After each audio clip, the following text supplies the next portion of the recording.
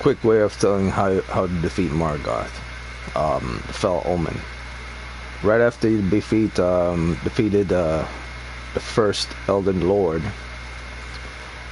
you would come up here, fight the first Elden Norse spirit. You would come up here, and then you would fight Morgott and fight him and beat him. So here's the 3 things you need to have. Actually, 4 things you need to have in order to, there are already videos online, but this is how I did it. First, in your equipment, you need to have the finger seal. And if you can't get it to times 8, try to get it to times 7. Try to at least get it to times 7. If you can't get it to times 7, then definitely get it to times 6. Times 6 or times 5. I believe you should really get it to times 5 if you can't get it to times 7. Get it to times 7, plus 7, or plus 5. That's the first thing. Get finger seal. The belt sellers, they sell it. Second thing you want to get is Godfrey's icon. Increase charge spells and skills. So spell casting, you'll need that because it'll help out this ability right here, or this finger seals. Casting, because the finger seals is a weapon, but it's not a weapon that you could assault enemies with. It's a weapon that we use for casting spells. So the more increase your physical damage output, and the more criticals you have, and the more incantation scaling you have, which is mine's at 142, the more you can increase that incantation's scaling, and the more physical damage this finger seal does. You got it in the back. So if you can't get it up to 7, get it up to 5. Then get Godfrey's icon, and then get Radagon's sword seal, because in this battle you don't need to actually fight Morgott. Get Radagon's sword seal. That will raise your attributes and increase your damage output. Then you get lower FP consumption by skills, which is carrying Filgreed crest. That's what it's called. And then I guess you could put focus in, or put another talisman in for increasing magic powers, or not increasing magic, spell power. For this one I have focus, but you could put anything you want. So those are the ones you want more than anything. You want the finger seal to times 5, times 7. Godfrey icon. You want carrying Filgreed crest, and you want Radagon sword seal. And then the next thing you'll want, and these are in your consumables. These ones were talismans, but in your consumable, you'll want Flask of Wondrous Physics. Now, for the Flask of Wondrous Physics, you'll want to have. Let's see. Can I go back? Maybe I won't be able to go back. All right, so I'll have to go into inventory to look at it. All right.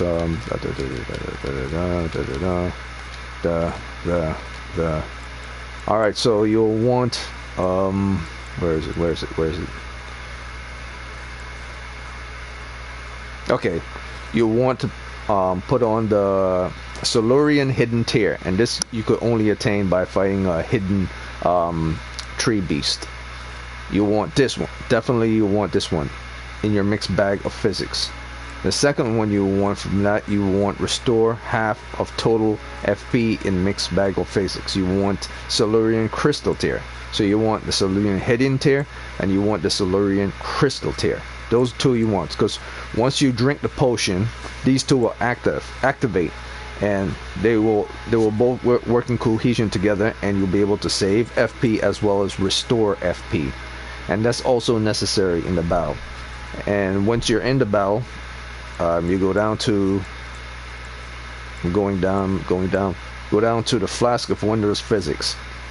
So what you do is, when his health drops past the halfway point and your FP drops past the halfway point, like say your FP is at 35%, you would drink the Wondrous Flask only when your FP drops past the 35% marker. When it's like 25% of FP left, like just a smidget of FP left, don't do it at halfway point. That's what I'm telling you. Don't do it at the halfway point.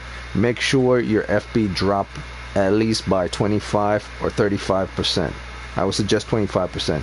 You drink this, and then you have a 15 seconds to repeat casting your abilities. And this is the abilities: Poison Mist. That's the abilities. This is also a skill that you should attain. This is part of the solution: Poison Mist. You have 15 seconds to repeatedly cast this over and over again. I'm not sure if it stacks, but after 15 seconds you count 1, 2, 3, 4, 5, 6. You can cast this at least 3 times and then you stop, because once you cast it a 4th time it starts to consume FP, so you stop. And then after that you wait and you continue to cast Poison Mist. And you cast Poison Mist by making sure that Poison Mist is selected at the top first, as I'm showing you. That's the Poison Mist. Find this item. There are videos online to find the item, and then in your equipment you use this, the spell. Now the spell, once you press R1 on that, is actually you're activating the finger seal. The finger seal weapon is activating. That's the one that's on right now, the finger seal. And press R1 and it will cast it. Now it will consume FP like I'm doing right now. I'm consuming FP. As you see, it's going down and it's going down.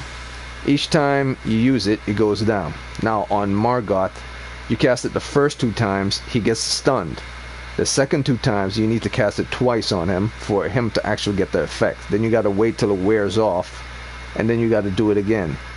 Now once you're down to a very, very low amount, after you already use your wondrous physics, and after you already cast your spell, and you have no more FP to continue to cast your Poison Mist, you then go into your inventory again and cast your Ruin Arc.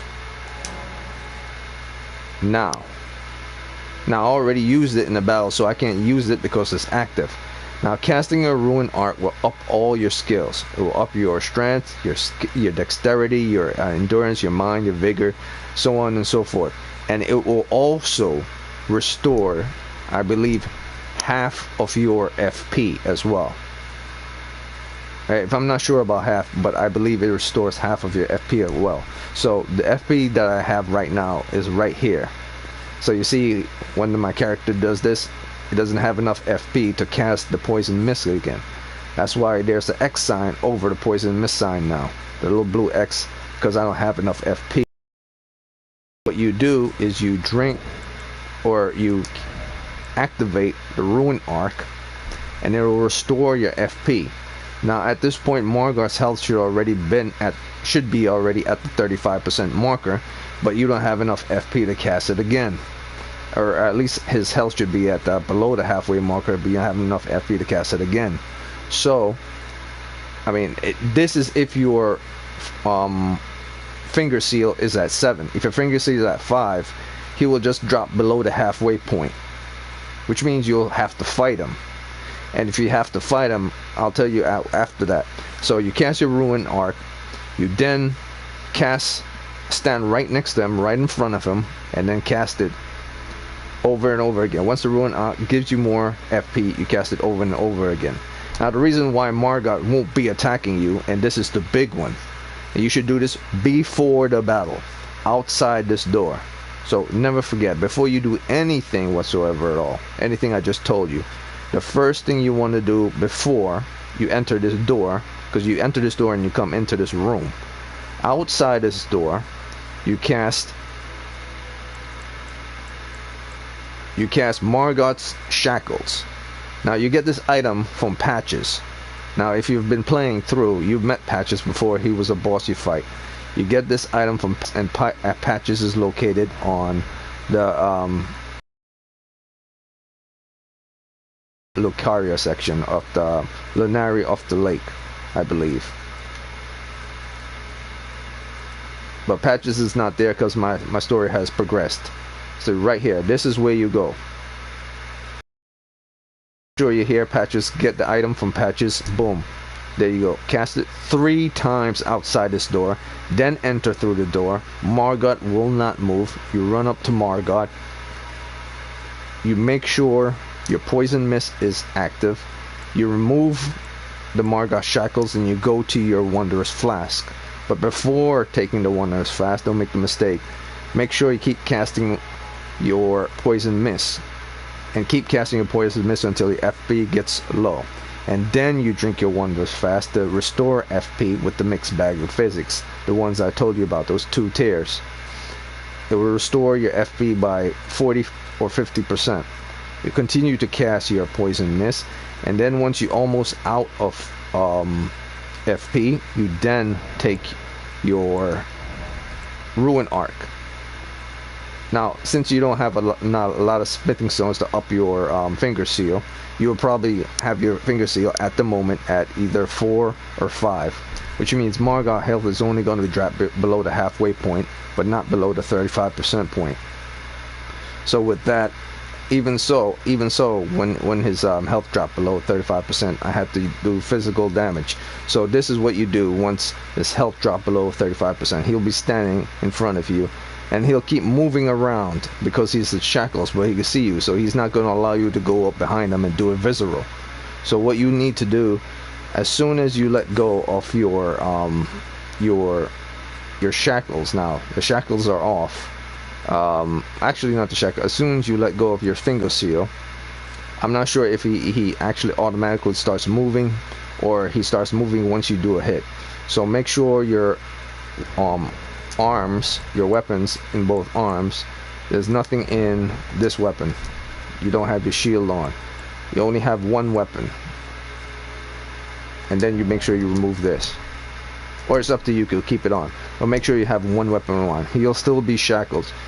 And to do his, to finish him off, those last 35%, you press your R2 button if you're using PlayStation controller. And then that will make you cast your spell, or whatever spell you have on your weapon, your heavy weapon. And depending on how much you have leveled your heavy weapon, I have leveled my heavy weapon to +4, the golden halberd to +4. Depending on how much you've leveled your heavy weapon, and I suggest your heavy weapon should be above the 200 point. You then cast your skill abilities on your heavy weapon, because each heavy weapon, especially a special heavy weapon, comes with certain attributes, or you could put those attributes onto your heavy weapon. You then cast it with R2, and he'll go like this, and if you have remaining FP left, he will do so. Now if you don't have a remaining FP left because you use it up on poison mist, it will just, nothing will happen. So what you do in that case, since you can't get behind Morgott, you lock onto him, and then you use your L2, I mean not your, see, I was saying it wrong. Your L2 is to cast the ability. You then lock onto him and use your R2 for the heavy attack. Don't make the mistake I just said.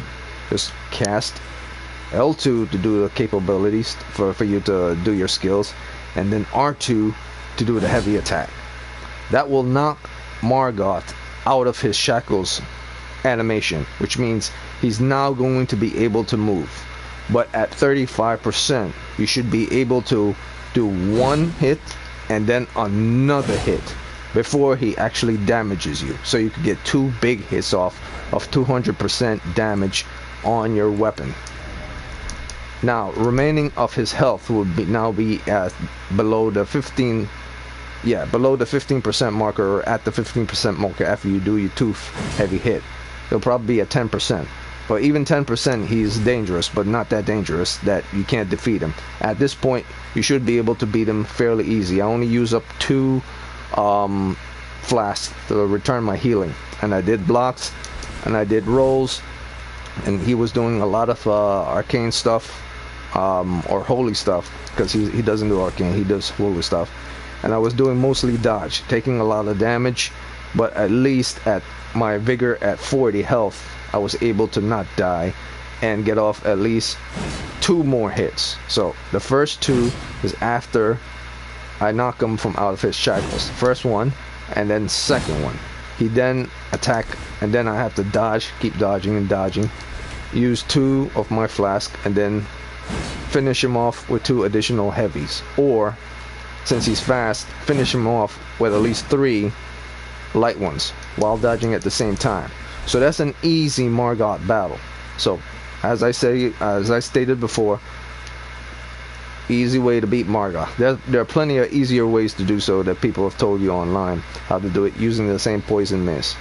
But you could use it, and it's pretty much a nice little method that they add in the game. But in order for you to acquire such method, you have to do a lot of exploration. Otherwise, you'll never be able to beat them using this method.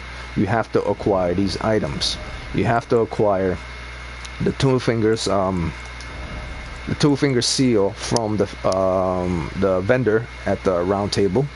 You have to make sure you leveled it to a seal level 5, at least minimum 5. You have to make sure you have the item that I'm saying right here, Radagon Sword Seal, Carrion Filgreed Crest, FP, and Godfrey Icon. And you can go and get the Godfrey Icon by, I believe, fighting Godfrey. Enhanced, or the ghost version of Godfrey. There are videos of different people doing that. So those 3 are necessary in order to increase your seal potency of your casting abilities. And then for your wondrous physics, because I only had 1, I was only able to find 1, even though I have different chalice. You want to have your Silurian Crystal Tear and Silurian Hidden Tear.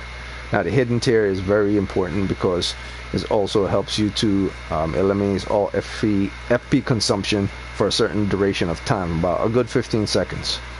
So you could keep casting an ability over and over again. I'm not sure if it works that well with Poison Mist, but I know for a fact it worked with casting spells abilities. Maybe it doesn't stack with Poison Mist, so that's another one you want to get. So those 2 you want to get. You want to get the finger seal. You want to get the Silurian Crystal Tear and the Hidden Tear. You want to put them in your mixed physics. And then you want to make sure after you level up your finger seal to 5, you want to make sure you also have those talismans on. And then you want to use the method that I said with regards to it. And then after you run in here, after you put your shackles, because the shackles is the first thing you're supposed to do, 1, 2, 3 outside the door. Videos of people saying that done it before. I basically defeat him using a different method. Most people just up the poison mist and finger seal to a high amount. I only optimize the 7, and then I use some heavy weapon attack because those do more damage. And then I also use Ruin Arc as well to restore FP, as well as use the mixture of the two Silurian Tears to also up my FP. So if I didn't have the Silurian finger seals, tears, and I didn't have the Ruining Arc, it would have been I probably would have used up every single one of my flasks for my health before taking them out, or I probably would have died. It wouldn't have been a long battle. I would eventually beat them because I have 8 flasks now. I would eventually beat him, but to not make yourself go through the pain of fighting him continuously, I only fought him for like 15 minutes after I lowered his health down to like doing a couple of dodging, blah.